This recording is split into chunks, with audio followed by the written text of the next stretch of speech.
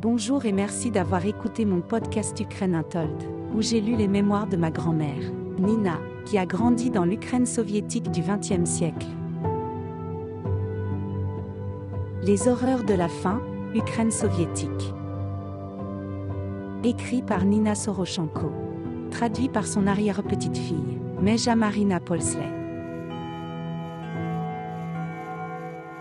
Je suis citoyen des États-Unis depuis 1952. Pendant des années, j'ai joui de la liberté et de l'abondance de ma nouvelle patrie, de la belle Amérique. Des millions d'émigrants d'Europe, d'Asie et de presque tous les pays du monde sont venus aux États-Unis et ont été accueillis avec gentillesse, hospitalité et générosité. En Amérique, tout le monde participe à cette campagne de soutien aux personnes dans le besoin, à ceux qui ont faim ou qui ont échappé à la persécution des dictateurs à l'esclavage.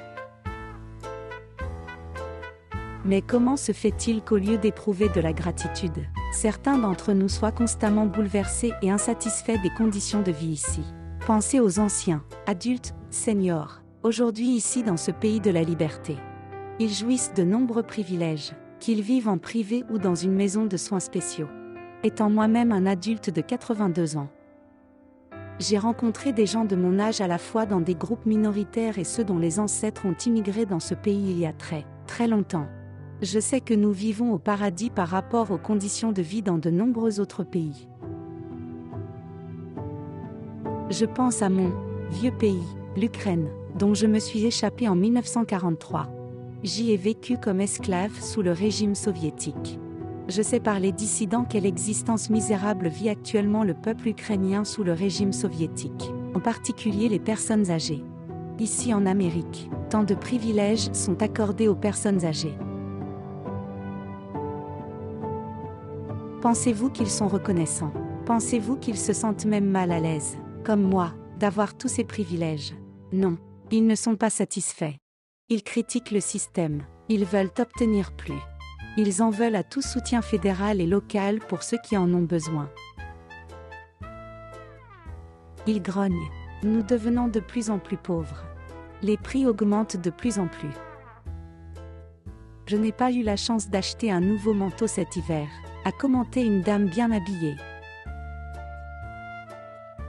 Je n'ai pas mangé assez de bonne nourriture au déjeuner de l'église, a déclaré un homme d'une soixantaine d'années en très bonne santé et bien habillé.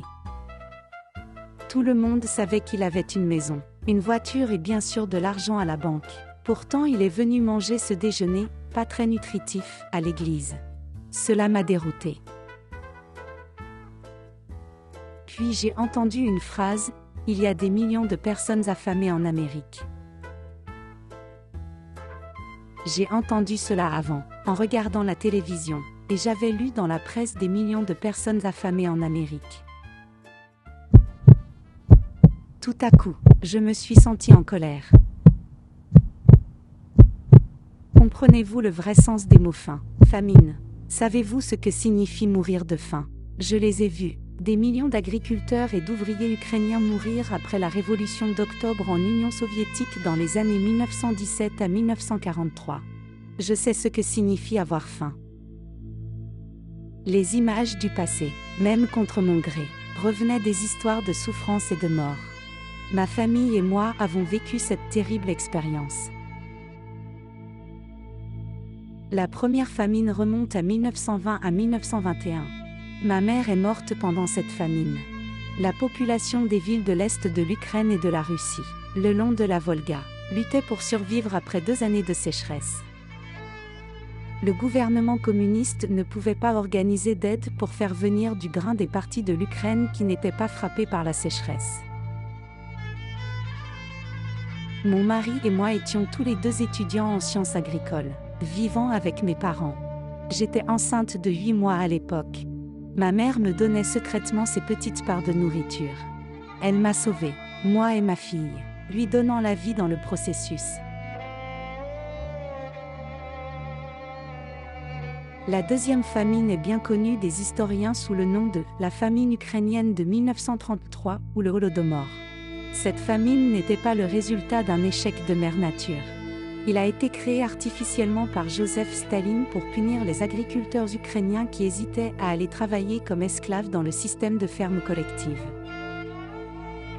Au cours de cette horrible année, 7 millions d'Ukrainiens sont morts. La troisième famine s'est produite en 1942 lorsque l'armée allemande a occupé l'Ukraine. Lorsque les soviétiques se sont retirés, ils ont mis le feu aux entrepôts de céréales et ont mélangé des légumes avec de l'huile et y ont versé du kérosène. Ils ont détruit les systèmes d'électricité et d'eau.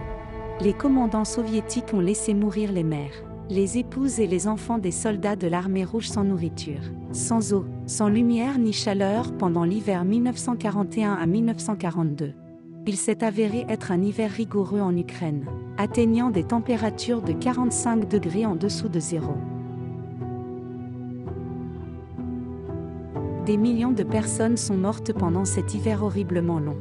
Surtout les gens des villes. J'étais déjà veuve. La police secrète a enlevé mon mari et l'a torturé à mort. J'ai vécu avec ma fille à Kharkiv qui est temporairement devenue la capitale de l'Ukraine.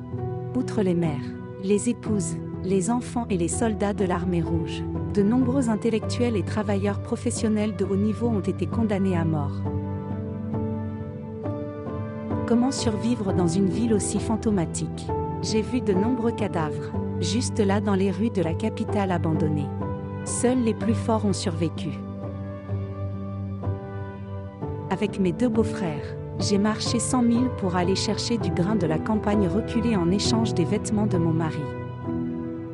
J'ai ramené du seigle et de l'orge. Avec le moulin à café, nous avons fait la fleur. Nous avons survécu à l'hiver. Au printemps, toutes les feuilles des arbres et des buissons et toute l'herbe au sol étaient mangées. Les marchés noirs attiraient toutes sortes de criminels. Nous avons appris plus tard que les galettes, ou kovbassi, à l'aspect étrange, vendues au marché noir étaient faites avec la chair d'enfants kidnappés. Une fois, je me tenais dans une longue file. Les soldats allemands hachaient les cadavres de chevaux récemment tués. Cette viande était presque bonne, voire une sorte de luxe. Nous savions déjà que lorsque la chair humaine, viande, n'était pas disponible, les racketteurs nous vendaient leurs recettes de galettes de saucisses, faites avec la viande de chien, de chat et de rat mort. Des rumeurs inquiétantes circulaient dans notre quartier. Un jeune couple, habitant non loin de chez nous, a mangé son nouveau-né. Oui, le moment venu, le père a attrapé son bébé, l'a jeté dans la bouilloire avec de l'eau bouillante et... Père et mère ont consommé ce petit corps fraîchement cuit. Les statistiques montrent qu'au moment de la famine, certaines personnes, en particulier les hommes, ne peuvent pas supporter la douleur, la torture de leur corps mourant. Ils deviennent fous. Dans leur délire, ils n'agissent pas comme des êtres humains. Je sais que ces faits sont les tragédies exclusives qui ont eu lieu dans notre civilisation au cours du XXe siècle. Guerre, révolution, génocide et le rapatriement de millions d'agriculteurs citoyens de l'Union soviétique. Retour à l'esclavage, à l'exil et à la mort, selon l'accord de Yalta après la fin de la Seconde Guerre mondiale en 1945, et l'Holocauste des Juifs par l'autre maniaque, Adolf Hitler dans les camps de la mort d'Auschwitz et de Dachau. Je les ai vus lors du retrait de l'armée allemande d'Ukraine en 1943. Ma fille et moi avons été forcés à l'échelon rempli de Juifs, d'Ukrainiens et de Polonais avec pour destination un camp de travail en Allemagne.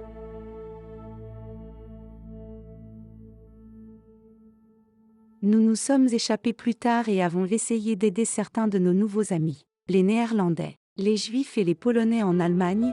Nous les cachions parmi des milliers et des milliers d'entre nous, réfugiés d'Ukraine. Née dans le secteur bourgeois de la Russie impériale, Nina Maknowicz, nom de jeune fille, arrive à maturité juste au moment où l'Ukraine remporte son combat de 1000 ans pour la liberté. Entourée de membres de sa famille excentrique et d'élite des arts et des sciences, son monde change bientôt. Les célébrations se transforment en massacres sanglants. Exécutions, exil, famine provoquée par l'homme, cannibalisme et camps de travail jalonnent ses jours, mois et années à venir. À travers 3 famines et 3 guerres, son combat pour la survie est raconté à travers ses mémoires.